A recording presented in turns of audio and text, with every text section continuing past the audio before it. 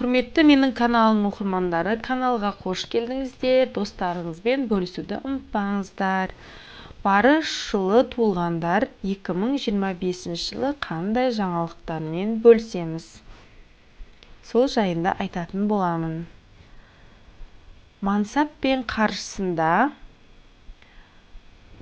жаңа мүмкіндіктер ашылуы мүмкін. Егер бұрынғы жылдары өзіңізді толық көрсете алмаған болсаңыз, 2025 жылы батыл әрекет етуге болады. Инвестиция немесе жаңа жұмыс іздеу үшін сәтті жыл болады. Кәсіби салада айтарлықтай өзгерістер күтіледі.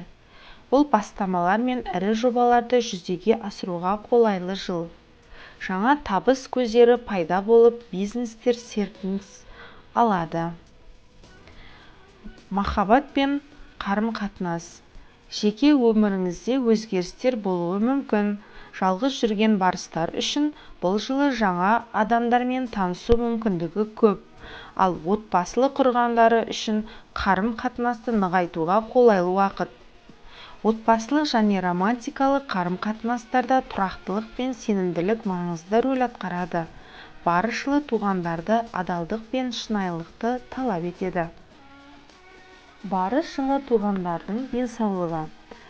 Жылан жылы энергиясы жоғары болғандықтан өзіңізді күту маңызды. Спортпен айналысып, дұрыс тамақтануға көңіл бөлген жөн. Энергия мол болғанымен артық жұмыс істеу мен күйзелістен сақ болу керек. Саяхаттаңыз. Жаңа елдерге бару, саяхаттау және көкжиектерді кеңейту үшін тамаша жыл болады. Қорыта келе, 2025 жыл барыстар үшін батылдық пен жаңа жетістіктер жылы болады.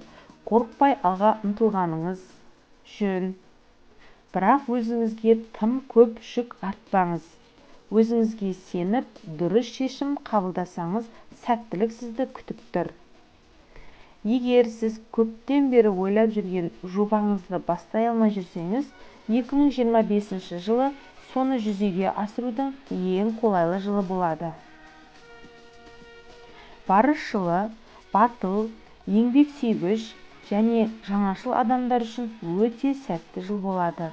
Егер қорқынышсыз әрекет етсеңіз, маңызды жетістіктерге қол жеткізе аласыз. Бірақ шамадан тыс тәуекелден сақ болыңыз. 2025 жылда барыш жылдар неден сақтану керек? Алдымен, қаржылық тұрақсыздық болады.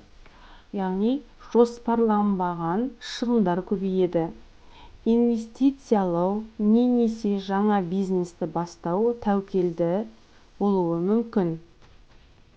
Қарызға кіру немесе несие алу қиындықтар тудыруы мүмкін. Карьерада қиындықтар болады.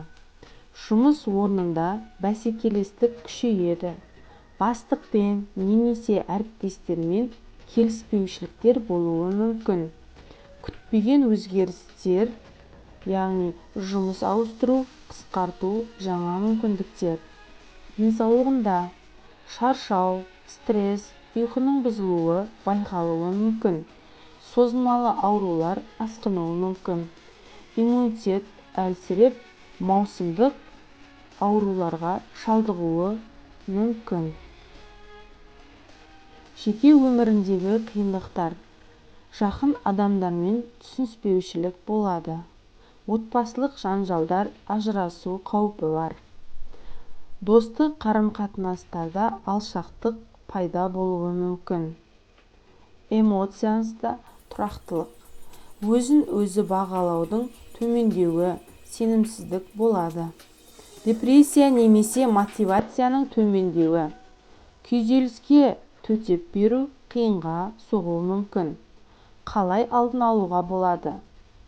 Қаржылық жоспарлау жасап, артық шығындардан сақ болыңыз. Денсаулыққа көңіл бөліп, дұрыс тамақтану немесе спортпен айналысу керек.